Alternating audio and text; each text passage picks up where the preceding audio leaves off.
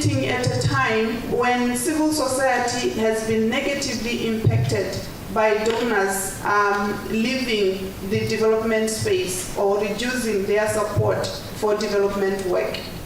That means some civil society organizations have been weakened by this reality.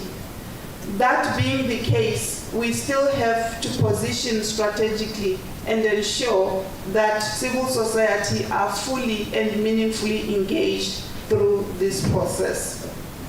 I also want to take this opportunity to acknowledge and honor the resilience we have demonstrated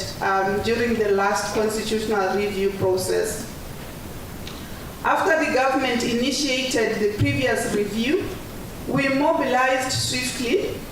conducting civic education to raise awareness across communities. We advocated strongly against a process we believed lacked transparency, inclusion, and was not participatory. We stood firm in our conviction that Constitution Amendment Bill number 4 of 2004 was not reflective of the aspirations of Botswana. Through media engagements, coordinated advocacy, lobbying, and stakeholder dialogues, we worked tirelessly to ensure that the voices of citizens were not silenced. What stood out during that time was the unity of civil society organizations, the boldness of our methods, and the unconventional strategies we adopted to push back, even in the face of intimidation and surveillance.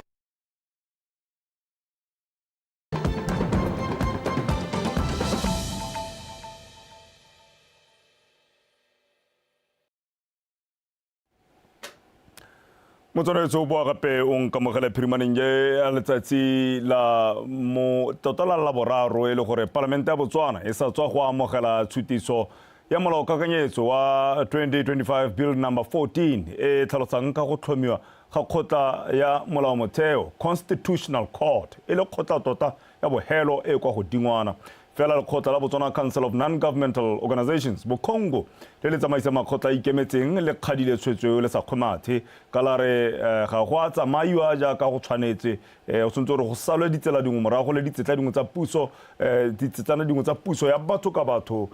ka tsela e tsialo mme go buisana ka kganye re na fano le rako ga o tsenelelwe go tsweng jalo kwa lekgotleng la Bokongo re le rako ga o tsenelelwe ke go amogela mo Botswana Television.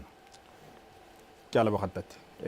ke a leboga go bontsisitse ha o bonye go le matshwanedi go mpiletsa. Thank you. A re tsena mo kganya molao kakanyetso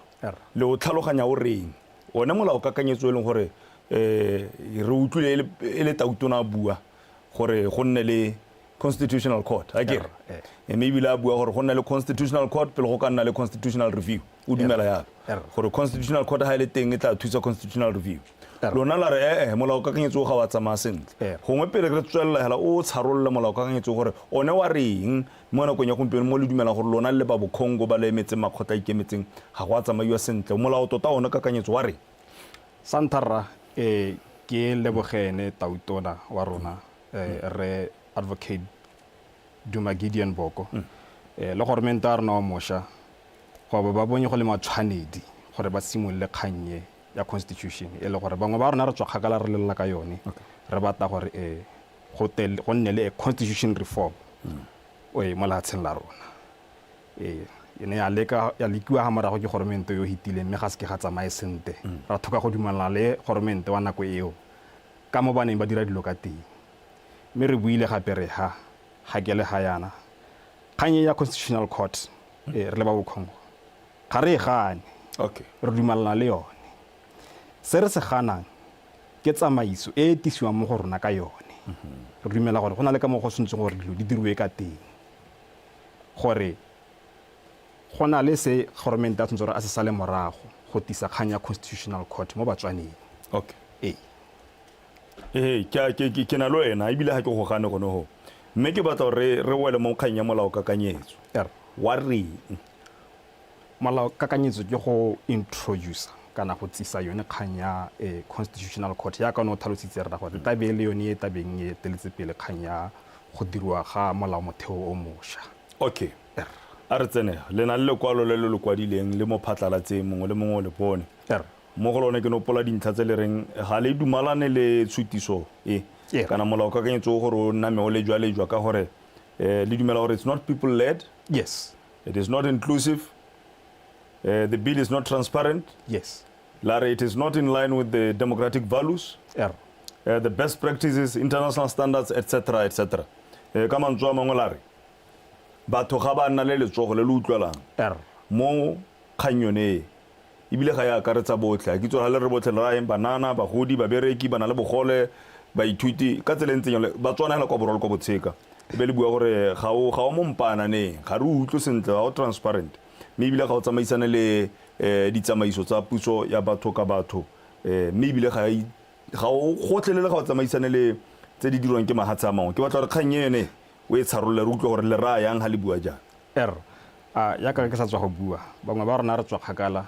le mo dipampiring tse re di kwatlileng go morago gore le ba bokhongo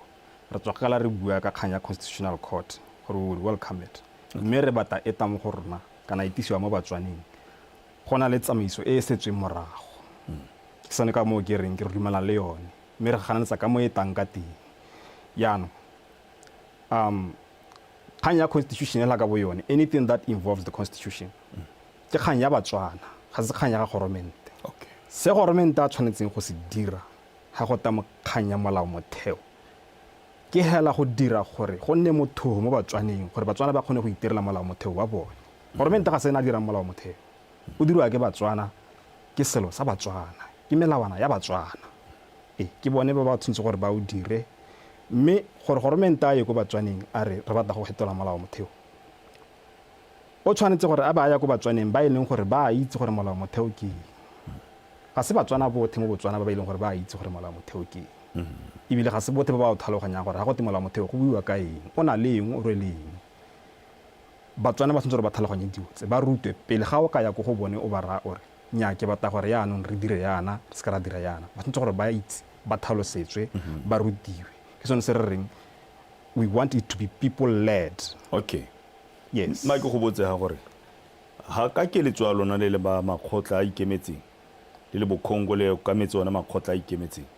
ne le batlile gore pele go ka nna le molao kakanyetso o iswa go parliament go dirilwe yang tsela o buang ka yone gore go tsamayo ka yone e le tselentseng ke batla o e tshwantse le dikgato tsa yone gore motho a re ditsa utlwe gore ne le batlile gore go tsamayo jana le jana pele ga re ta gore go parliament sengwe sa tse di tshwanetseng go diriwa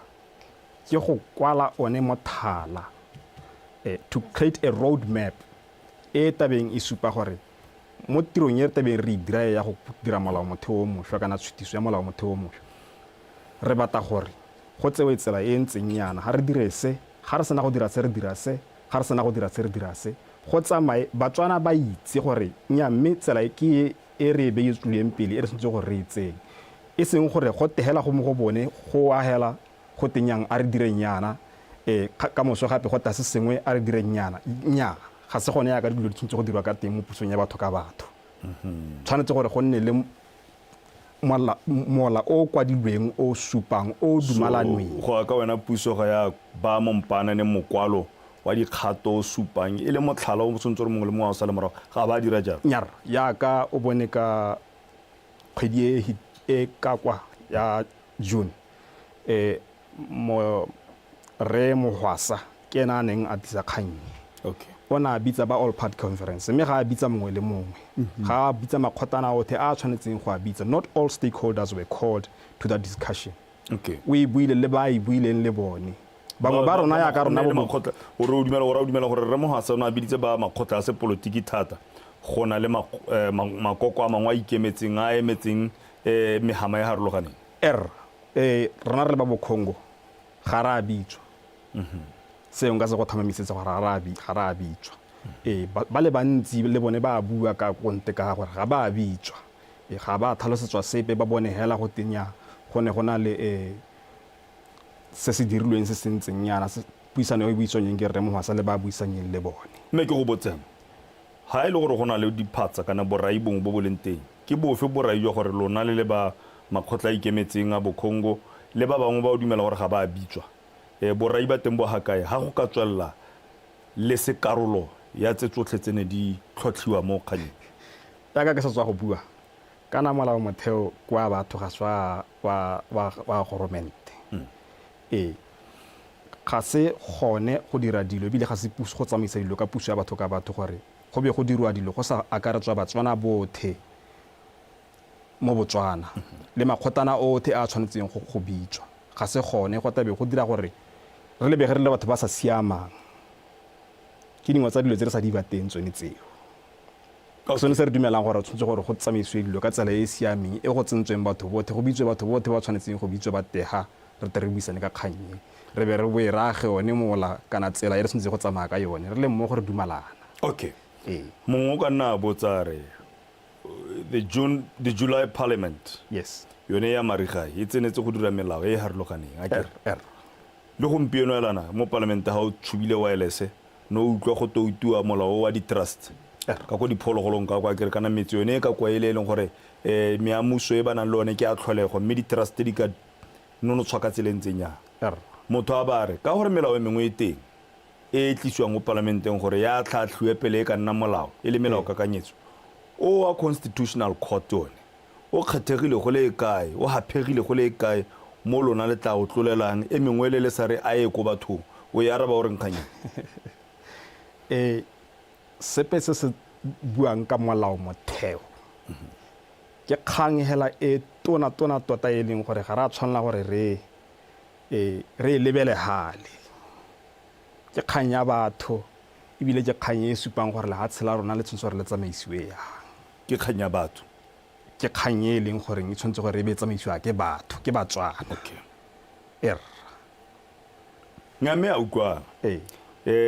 gongwe motho na ka batla go tlhaloganya gore ne le eleditse gore thulaganyo e ka bo e dirilwe ka tseleng tsang ke a itse gore gongwe nka tswa ke e buditse potso re ntse re tsweletse mme ke batla gore yo e leng gone a re joinang gompieno a tlhaloganya gore tota mme lona keletso a lona ne le batlile gore e nne eng a ne le eleditse gore go nne le referendum ke ha se kae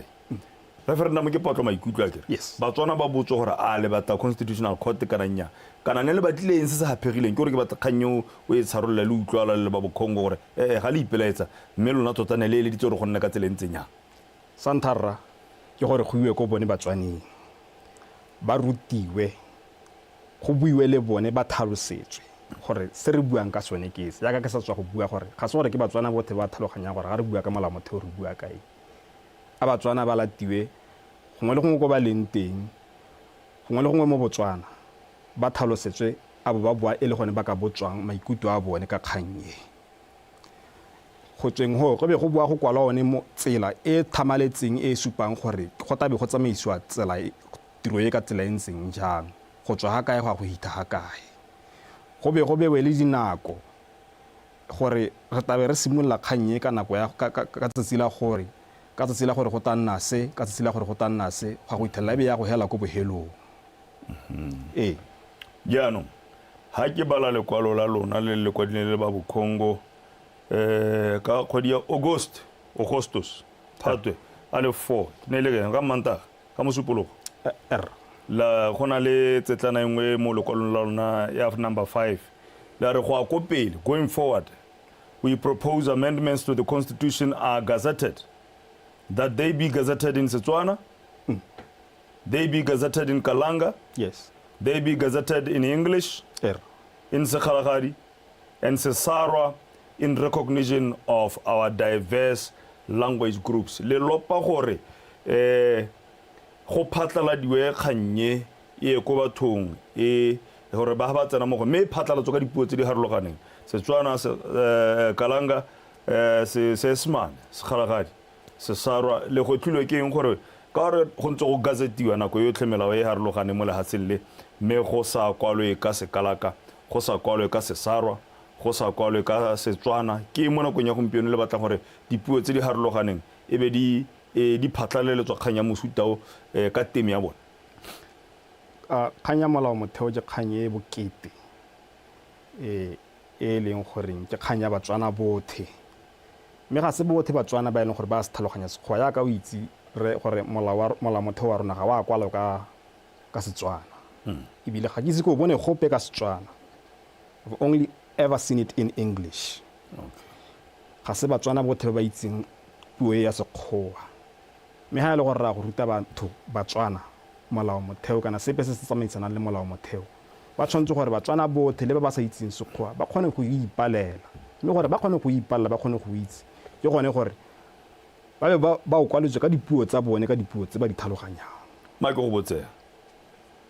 wena o kila tsamaya ke botsa ka go ka tlotlo le boikokobetso jo bo seng kana ka sepe o pe a se ka tsa gore ke atla o pe o retse o kile wa tsamaya wa bona mokolo mongwe o kwadilwe ka sesarwa o le wa Bokongo wa bona mokolo wela o kwadilwe ka sesarwa o bo tlhaloganya gore nya mme sesarwa ke se se kwadilwe nya ra ga ke se go bona. Okay ga ke se go bona. are ke batla gore re tsene mo yone thata a re tsene mo kganyeng ya gore kana go loga gore bua ka 2025 bill number 14 yone ya e go batlang gore go dire constitutional court ile a bohelo a kere re ko makgotleng a rena Setswana e be re tswa ko makgotla a Setswana customary court of appeal re tswa ko ra ko magistrata high court of appeal ntse le ona bohelo ya no constitutional court e tla bo ile one yang go godimo ga tsone e tona wa bona greya ya no go lo ha kana dikgang dipedi gore re bua ka constitutional court e be re bua ka constitution amendment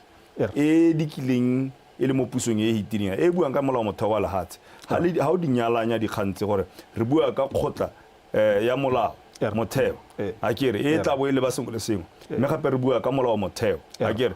dio tse di nyalana ha kae mo kganyeng ya gompieno ya ka tautona ana kila thalosa gota ka kganye ya constitutional court ke gore e tenne yone e tsamaisang tsamaiso ya go dira one molao motheo wa rona o mosha o leng gore ba ta go dira kganye e nyalana go neha okay me yone constitutional court through it go tla be go dirwa sengwe le sengwe go setsetsela morago e tabeng e dumalanwe a ke maikutlo a ro ke maikelo a rona le maikutlo a rona gore go sa le tsalemiso morago e tabeng e dumalane okay a re riana la re molao constitution amendment bill e hitileng ya 2024 la re ne tlhaela e ne sa nna sentle o ha le bo a letsenya kganye mo teng le bua gore ne tlhaela e sa nna sentle le lebileng sentle re ganne constitution amendment bill e hitileng ya government o ko morago for two main reasons ka mabaka a mabedi a papametseng e le gore tsamaiso ya yone ya go e dira e ne sa dirwa sente e ne sa hela ka re bua gompieno go ne go sa tsengwa Batswana gore ba tseye karolo Batswana bo themo Botswana mo le gongwe mo Botswana gore ba tseye karolo mo kganyeng re be re boa re gana gape le dingwe tsa tseneng e taka tsone the contents of the bill itself re ne re gana dingwe mo teng tse di neng di tsentswe mo teng okay ha ke boela go lekwalong la lona la Bokongo ya no nga kre ano le batla se le batlang se diragala la re we urgently call on His Excellency the President to withdraw the current constitution bill of 2025 itatswe ya ka re buile gore ga re dumalane le ka mo kganye e tsitsweng ka teng mo Batswaneng kana mo go rona seo hela ka bosone re lebeletse yone kganya the process that has been taken gore re tere gore ga re leng teng ke gone ka mo re dumelang gore tautona re bo go tshwantse gore kganye a e busitse morago go boe go simolole dilo gape ko nteng di dirwe sente di tsamaisiwe sente go na le lenaneo go na le mothala Batswana ba tlhaloganya bile ba itse gore go buiwa ka eng re dira eng ke ka mo le reng align the reform process with democratic principles puso ya batho ka batho ha le bua ka broad participation le ra gore batho bo araba ba ntse maikutlo a bona gore a re tlhoka khotla kgolo eo ya molao motheo go tsa ga re tlhoki ke so se bolo a ga re tlhoki okay ha ba ka ba re ha re tlhoki gore tautona ska isa kana le puso ya ska nna le molao ka kanyetsone ga ile gore ba re ga ba e tlhoki tsela eo ya constitutional court ga se yone hela go na le tse dingwe okay hanga go ha se kai tsela e ya constitutional court ke tsela e tserweng ke la tsela Africa borwa ha bane ba dira constitution ya bone e ba e dirisa molao motheo wa bone o ba o dirisang gompieno go na le tse dingwe gape dikai tse di tshwanang le tsa ka mo go neng go dirwa ke ba lehatshe la Kenya e leng gore it had nothing to do with the constitutional court ra ka tsamaisa yone tsela eo ha e le gore batswana ba re ye ya constitutional court ga batswana ga ba e bate okay mme o santse le gone ho ke utlwa o bua se ka isa Afrika Borwa re le lehatshe la Botswana a re ka kgona go ithuta mo mahatsheng a mangwe ka ditsela di akaretsa tse di akaretsang botlhe ha go se go re bua ka bo constitutional court yana a re ka gona se re ka se kwata bolotsa mo go bone se sentsi thata re ka ithuta se sentsi mo go bone ba Afrika Borwa ka mo ba dirileng dilo ka teng thata ebile ka gore Tautona o supile maikelo a gagwe a go batla go tsamaisa dilo ka tsela yone eo e tserweng ke ba lehatshe la Afrika Borwa re ka ithuta go le gontsi mo go bone la re la lopa le gwetlha gore you demand the protection of people's process because a well-designed and inclusive constitution is our last defense. Yes. No matter who is in power, it is the people's shield against the dictatorship, corruption, and exclusion. O dumela gore ha le sa rerisiwa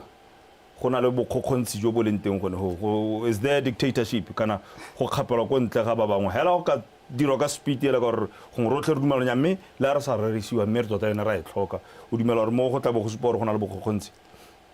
ya ka ke ne ke tse ke tlhalosa gore kana molao motheo ke molao wa batho. It's a process that is owned by the people, should be people led. Ga se kganya ga government ene sa se dirang hela ke go dira gore go nne motho mo batswaneng kana mo bathong gore ba kgone go itirela molao motheo wa bone yaanong ka seo hela ha o bona government le ene a le batang go etella pele dikgantse tsa bo dictatorship di tsena gone mo molao motheo o hitileng o re ne re o gana kana the constitution amendment bill ene tsa etaka government o hitileng o re o gana dingwe tsa re di gana ke gone gore one o ha Tautona marapo a seng kana ka sepe ke dingwe tse ha ke re we refused it because of the contents of that bill ke dingwe tsa tsone dilo tsone yaanong ke kganye tshwantse gore itirilwe ke batho e se ka dirwa ke government okay ka gore re batla gore utlwe gore le batla go e dira ka tselentseng ya re se ka metswe meraro hela gore re kopele puisano a rona le kwalo ke le halala address tsa o pakere le lentse phatlalatsa hela gore mongwe le mongwe ka ipalla gore rona le ngwara ga ka eng yaanong a ke re gona le yone government le di office tse di maleba a le likile gore bone le ka kokota go bone re le ba bo Congo wena tona yo tlisang Remohasa for example minister state president right re kopa gore re etse pele kana e bile no biditse di all party conference no sa re laletsa di kereke no sa di laletsa di swaite no sa di laletsa re batla gore yanong nama o eme pele o re bitse pele a letse re maikarabelo ao a go kokota go pusong go batla gore they should give ear to your concerns re tswa kgakala re kokota go pusong segolo bogolo go go ene re Remohasa re kokota re batla gore re buele ene segolo bogolo ka yone kganyone ya constitution mme se re ne ra se bona ko ofising ya gare ko ntung ya Remohasa e ne le madume hela e be go hella go ga raka a boela go gore na gore nya mme ke le batetse nako ya gore re ka kopana ke re tswa kgakala re ntse re kokota go ga Remohasa mme re tsitseng ga re itse re arabiwe okay ke ka mo re boneng go le matshwanedi gore re ntshe mokwalo yaanong ke batla go botsa gore ha le o ntsha mokwalo le sa o address tsa puso ha mongwe a kare ke opinion hela ka ne ke dingongora kana le gwanaga a kere le ha le bone go le maleba gore le ka dira just a formal letter like this one le dirile e be le address tsa to ene the relevant ministry ene minister gape e leng gore ke ena isantse gore nya ya mapele rona ne re gore a utlwe gore nyame there's ownership go buiwa le nna go tualo ga go buiwe ko patlelo nyame senga se go tshepisa re ke gore lekwalo le pele ha re le tsa re le baya mo tsa maranyane okay motho wa ntha re le seng go ene ke ene Remohasa ona le lona okay ke dumela gore o le ba dile kwa teng okay 30 seconds re le rako ke rata lena la gola le rako traditional stone wall ga o tsenelelwe ke kopa o garele ka ngongora ya lona le gore le solegela gore go apele go yo kae 30 seconds ke kopa ke kopo mo re Mohasa le goromento wa rona wa moša gore a ba dire dilo ka mo go tshwanetseng ka teng ba tseye tsela e siameng ya go dira kgannye ya molao motheo kana sepehela se sa amanang le molao motheo. Batswana le bone molao motheo kganya molao motheo e re ntseng re bata ke e itsile a re tseneng mo go yone ke molao motheo wa rona re o itirele re o ipaakanyetse. Re Lerako ga o tsenelelwe ke tanki hela le ka mosoro tlane re tsere go bitsa go utlwa gore kganyetsa matsama ka tselentseng jang. Ke a lebogara. Tanki Motsona ke puisano e tsamaile jalo ke na le Lerako la Marako re ga o tsenelelwe a bua a tswa kwa lekgotleng la Congo Botswana Council of Non-Governmental Organizations ka tsela ntseng jalo mekganye tona ile gore ba re a kganya kgotla e ya molao motheo Constitutional Court e tla bona kgotla bo helo a e busetswe go bathong go nna le ditsamaiso e ska ya hela ka pele ko parlamenteng ya tlhatlhwe be tla etswa le molao e be nna teng wetso ke tsa ka re le nopotse se se nopotseng me mo nakong ya gompieno ka gore le bile ke nako ya bo roba bobedi hela mo phatleng re hetela go mothusi ole wa mo America a le ka kwano ka Family Feud ka tselentseng jalo.